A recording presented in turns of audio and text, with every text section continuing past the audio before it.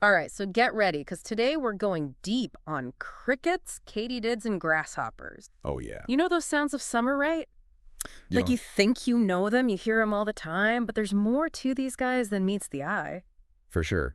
We're using a video from Odd Animal Specimens on YouTube, and it's got some cool stuff. It's a great channel. Okay, so the video calls itself Everything You Didn't Know About Grasshoppers, but like right away, they show a cricket. Right. Like, it's an easy mistake, but you realize how often we, like, just lump these insects together? You know what I mean? Absolutely. Without thinking about all their differences. Like, how do they even make those sounds? Right. It's not just random chirping. No, it's not. Yeah. Each insect has its own way of making sound, like crickets and katydids. They actually rub their wings together. Oh, really? Yeah, they have this special structure on their wings. It's called a file, and they scrape it against a hard edge on their other wing. So it's like a built-in instrument. Yeah, kind of like a gyro. That's so cool. But what about grasshoppers? They Yeah. sound totally different. How do they do it?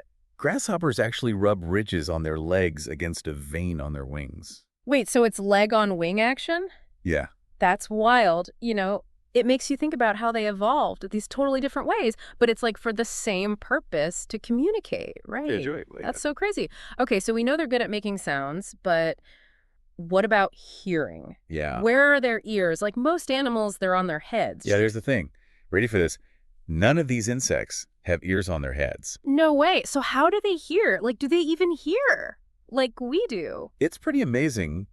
Crickets and katydids have ears on their front legs. What? Yeah, just below the knee. You can actually see a little membrane there.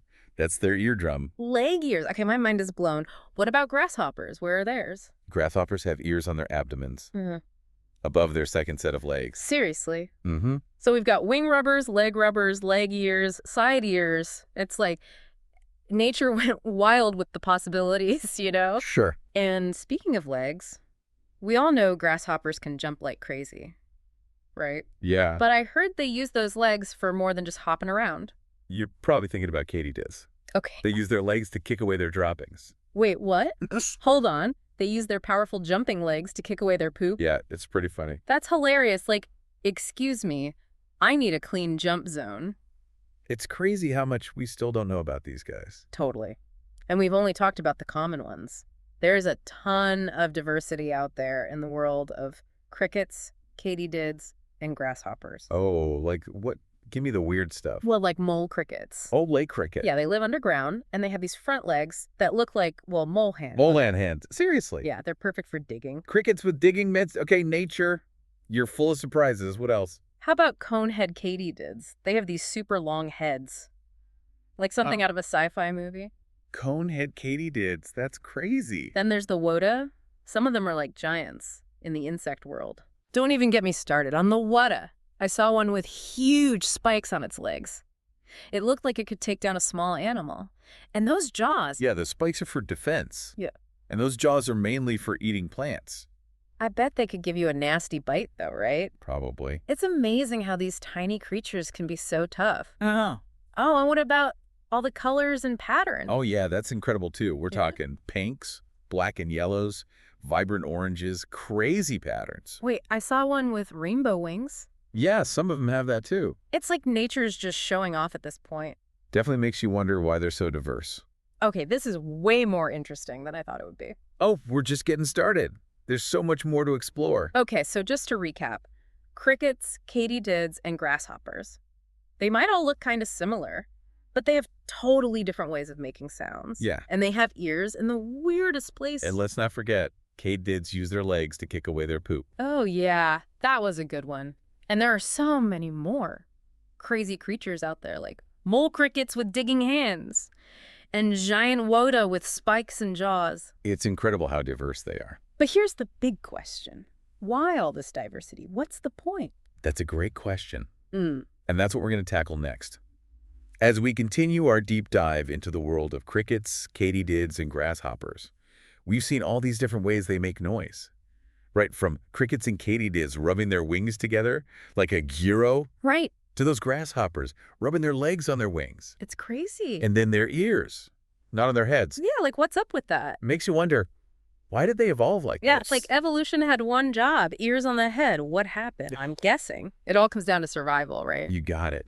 Mm. We have to think about what helped them survive. What were the advantages of having these weird features? Okay, so let's start with the sounds. They're not just chirping and buzzing for fun, right? Right. Sound is super important for these insects, especially for communicating and for attracting mates. Oh, so it's like, hey girl, check out my awesome chirping. Basically, yeah, the males use their calls to attract females, and the females listen for the sounds of their own species. Makes sense.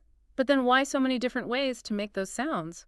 Why not just stick with one way, like the wings?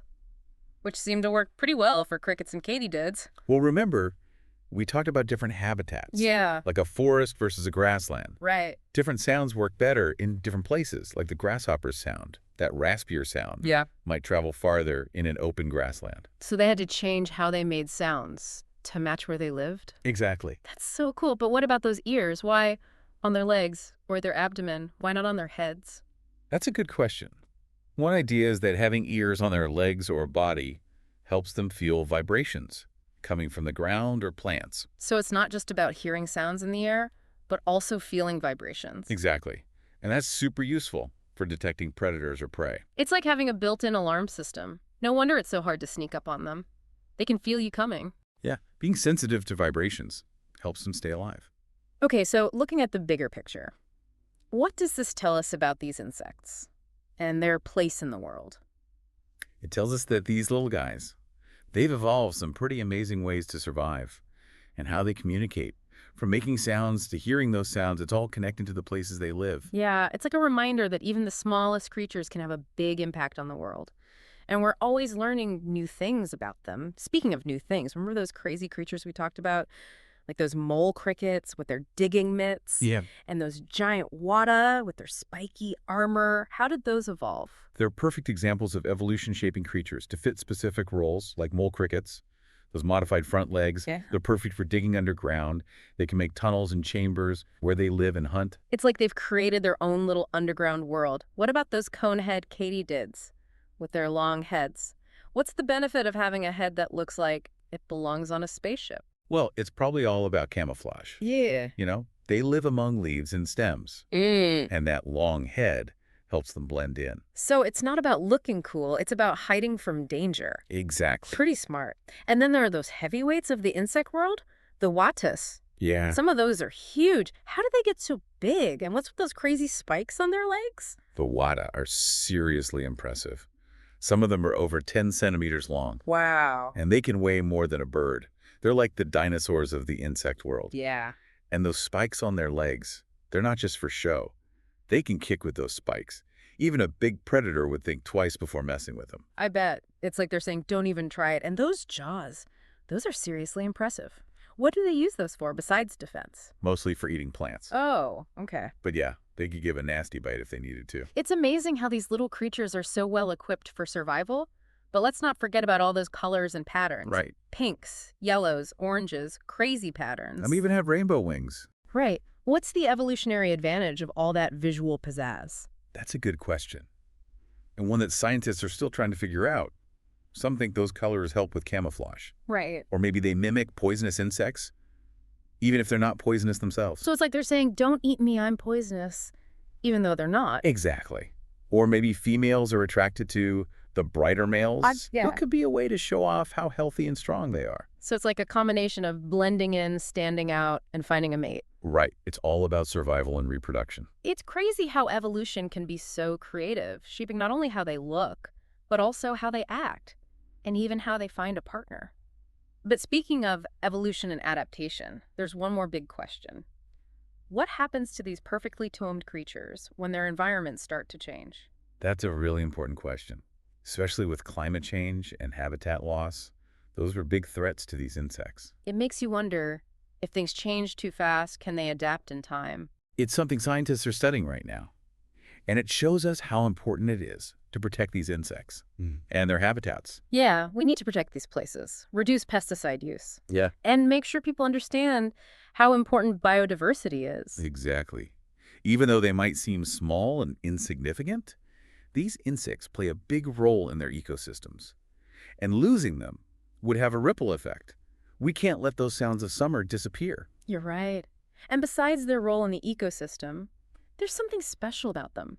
Just the sound of crickets on a summer night, or seeing a grasshopper jump through the grass. It's like they connect us to nature and remind us of how beautiful and diverse the world is. Exactly. They might not be as cute as pandas or as majestic as eagles, Right. but they have their own unique charm. And as we've seen, they're full of surprises. Right. Who knew crickets could kick their poop? Or that grasshoppers have ears on their abdomens? Or mole crickets with digging hands. Yeah. And giant wootahs with spikes on their legs. It's amazing what you can find when you look closely at the world of insects. It really is. So to sum up this part of our deep dive, we've seen how the amazing diversity of crickets, katydids, and grasshoppers shows us the power of evolution. Right. They've adapted in incredible ways, from how they make sounds to how they hear, to those bizarre physical features and amazing colors. Exactly. And as we move into the last part of our deep dive, we'll talk about why it's so important to protect these creatures and the important role they play in keeping our planet healthy. Okay, so we've gone deep into the world of crickets, katydids, and grasshoppers. Yeah. We've uncovered their weird sounds, their hidden ears, their crazy diversity. It's like we've pulled back the curtain on nature and found a whole new level of awesome. Absolutely. Shows you how much we still don't know about even the creatures we think we're familiar with. Right. And one thing that really stood out to me is how connected these insects are to their environment. For sure. It's like everything about them, from the sounds they make to the way they look, it's all shaped by the world around them. Yeah, they're masters of adaptation. They've evolved over millions of years Yeah. to perfectly fit their niche. Which makes you wonder, what happens when their environment changes? Like with climate change and habitat loss, that's got to be tough for them, right? Yeah, it's a big concern. Climate change can really mess with their timing, like when they hatch or when plants flower. Right. It throws everything off, and it can make it harder for them to survive and reproduce. And then there's habitat loss. As humans keep expanding and building, we're taking away their homes. It's like we're pulling the rug out from under them. Exactly. And then you add invasive species to the mix. Yeah. They compete with native insects for resources and can even spread diseases. It's not a pretty picture, but it also shows us why conservation is so important. We can't just let these amazing creatures disappear. I agree. Protecting and restoring habitat, reducing pesticide use, promoting sustainable practices. Those are all key to making sure these insects survive. It's like we need to be better caretakers of the planet, recognizing that we're all connected. And honestly, it goes beyond just the ecological stuff. There's something magical about those sounds of summer. The crickets chirping, the grasshoppers jumping. It's like they connect us to something bigger. You're right. They remind us of the beauty of nature and the importance of preserving it for generations to come. So as we wrap up this deep dive into crickets, katydids, and grasshoppers, what's the one thing you hope people will take away? I hope they'll come away with a newfound appreciation for these incredible creatures, how they've adapted to their world, and the important role they play in keeping things balanced. Couldn't have said it better myself. So the next time you hear a cricket chirping or see a grasshopper hopping around, I take a moment to appreciate them, their intricate adaptations, their complex behaviors, their vital contributions to the world. And remember, even the smallest creatures can teach us about resilience, adaptation, and the interconnectedness of life on Earth. That's a great way to put it. Thanks for joining us on this journey into the world of crickets, katydids, and grasshoppers. Until next time, keep exploring, keep learning, and keep wondering.